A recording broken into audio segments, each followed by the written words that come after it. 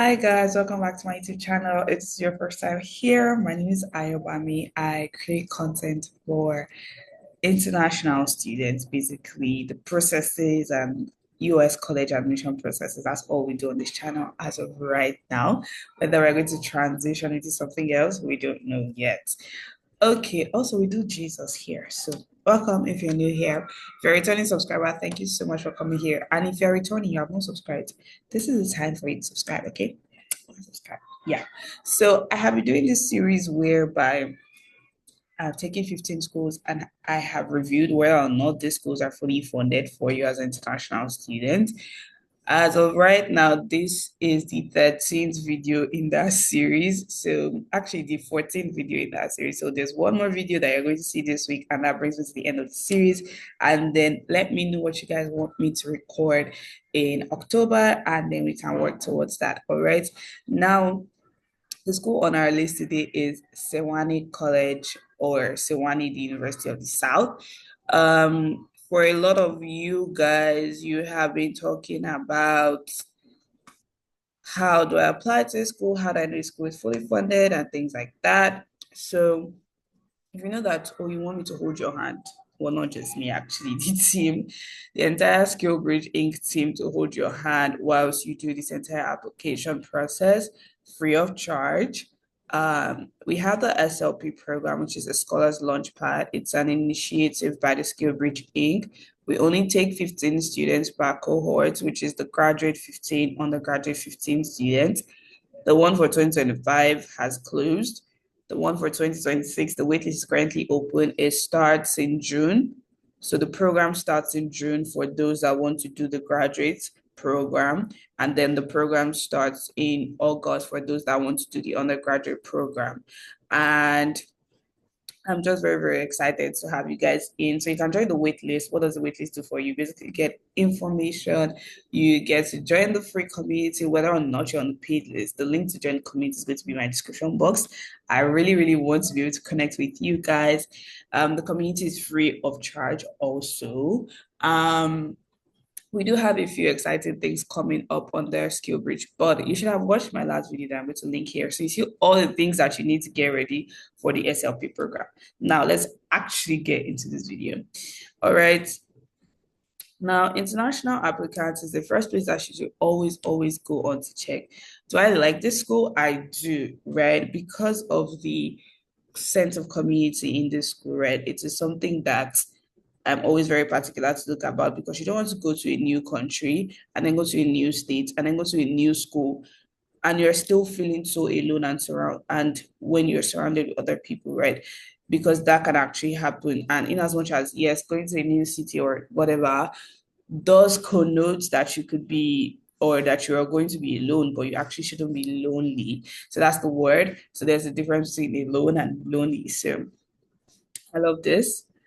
So here's what you need to do. You need some of the common application. There's a free of charge. There's no application fee. If you can't afford the application fee for other schools, you can actually select the last option on common after your high school counselor or official can attest to the fact that you cannot afford it and you should be good to go for the other schools.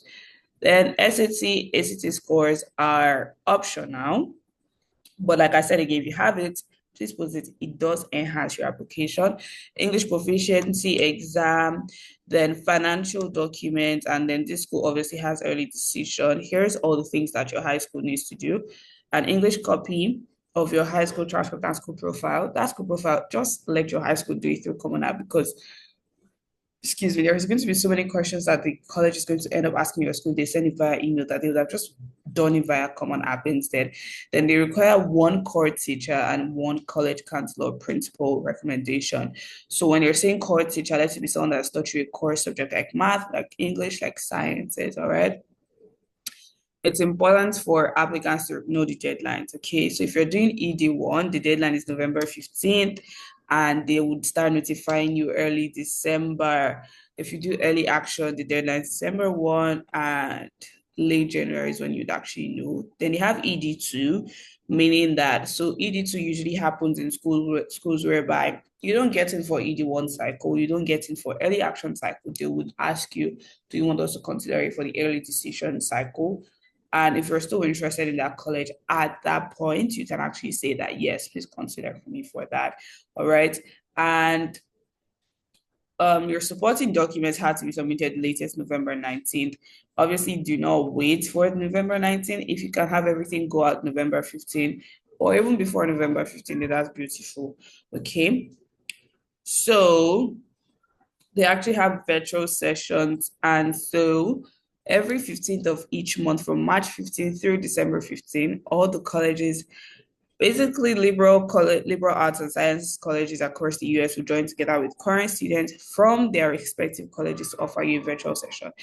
Definitely take advantage of this in any other school that offers the 15th on the 15th. Why? It is very, very important for you to be able to actually hear live updates, recent updates, and a lot of virtual sessions actually allow you to ask questions. So you can ask your specific questions per school. And it's also one of the reasons why I feel like it would be so cool to actually travel to these schools. That's me now, like travel to these schools and actually interview their college rep, interview their admissions officers, and actually be able to give you guys feedback and say, based on what I've seen in this school physically, I think this is a really good school. I mean, like even toward the dormitories and things like that. And I know that I'll be getting to that soon, but definitely make sure to stay tuned to that. So international aid, then the deadline. So ideally, they don't take interviews, right? But ideally, I like to look at the review process. What are they expecting? What do they want to see on my application and things like that? Now let's look at English proficiency, right? So you can either request a waiver or submit one of the exams below. So they only take these four exams: Duolingo, IELTS, PT Academic, and TOEFL IBT. PT should be the person test of English. And then you write it here. So roughly 7 to 10 business days after you submit your common app, you receive your login details. So for those of you that want to postpone waiting till November 15th, you're not going to get your login details to your portal on 7 to 10 business days, not even 24 to 72 hours. Okay.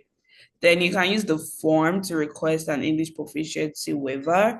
And then once logged in, applicants will be prompted to review the waiver requirements and upload unofficial copies of scores or transcripts. If you are approved, the requirement is going to be wait for you, and you would see it on your applicant status page. It would say wait. So when you go to your applicant status page, I'm going to look for one and show you guys, maybe my next video, right?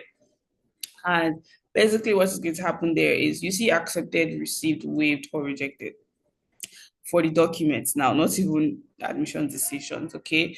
If you don't submit that form, you are not going to get a waiver, whether or not you are from an English-speaking country or not. And so these are the things that they are going to use to determine whether or not they can give you that waiver.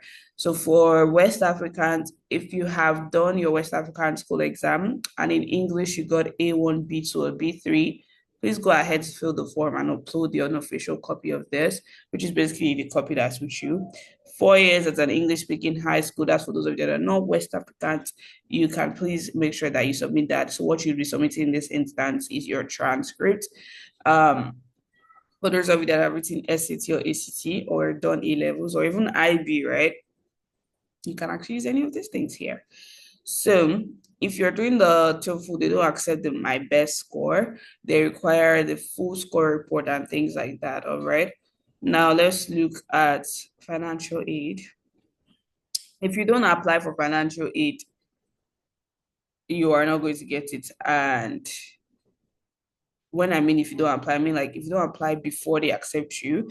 So something that you need to, that I've been reiterating in all my other 13 videos and other videos, apply for financial aid before you get accepted. That's how it works, okay? And so here's what they're asking you to do. You should have approximately $5,000 of funding for your first year indirect costs. And what is this? Is so that you can pay for books, health insurance, personal expenses, potential US taxes. Yes, you will be filing taxes as a student. The visa service fees, travel, classes with an additional fee. Yes, you can have classes with an additional fee depending on the major that you're studying. But the thing is, the university doesn't cover costs beyond tuition, room, board, and university fees. But take Amherst, for example. Amherst does cover travel fees for certain students. That's if you're fully funded at Amherst. But this school is telling you that even if you're fully funded, you guys to pay your flight, service fee, visa fee, and things like that. The service fee is $350 everywhere. For the F1 visa. So that's what you should be able to do.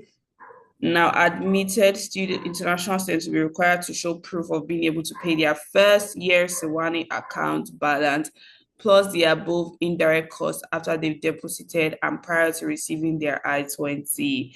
And so the first thing that you need to consider is you need that 5K. And if a school has fully funded you, which is Sewanee in this instance, then the only thing you need to show is that $5,000 before they give you your I-20. Okay. So they have scholarships and then they have global scholarships. Now, the global scholarships is tuition, room, board, and fees for 4 years.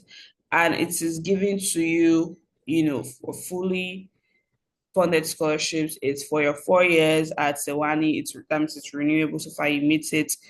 This is a school that if you have started college in Nigeria or whatever country it is, you can actually apply here and you could be fully funded while because sometimes they consider fall transfer. So all of you need to come in by fall, both ST and transfer students. But for a transfer student, just keep it in mind that priority will be given to the first year students as usual.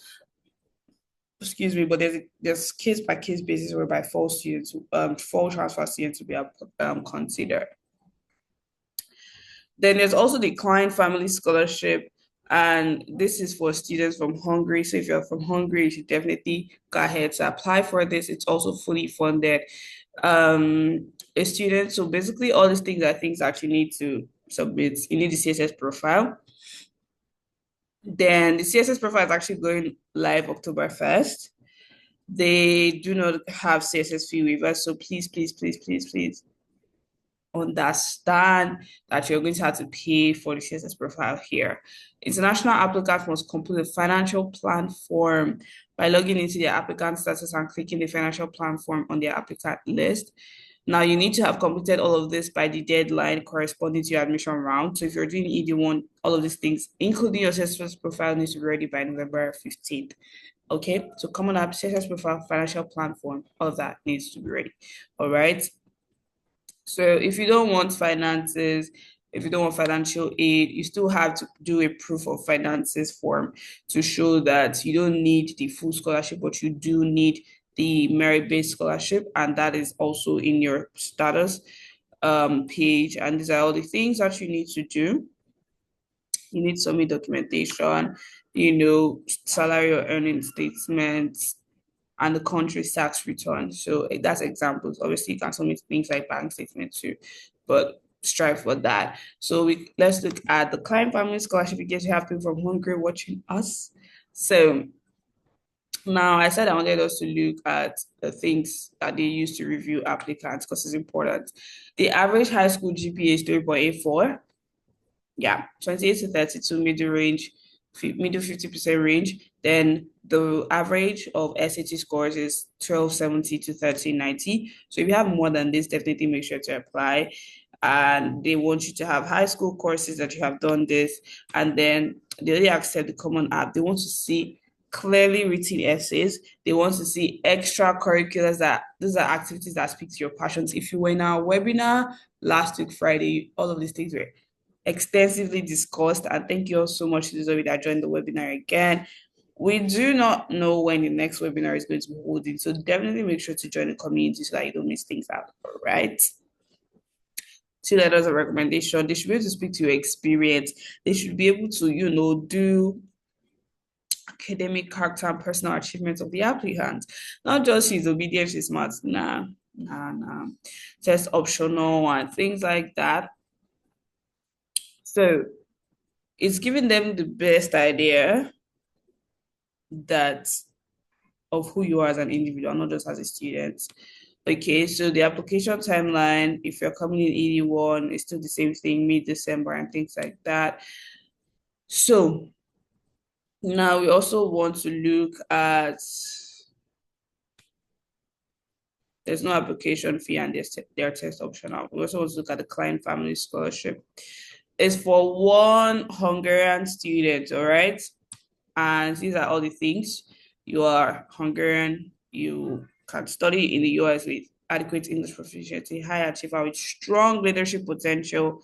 You need to apply. I need to apply for all of the necessary documents, in submit all necessary documents by February 1st. And so for what this means is that the application form is available on your portal. Okay, everything is linked to your portal. So apply early so that your 7 to 10 business days could even still be before some people submit. Okay, does that make sense?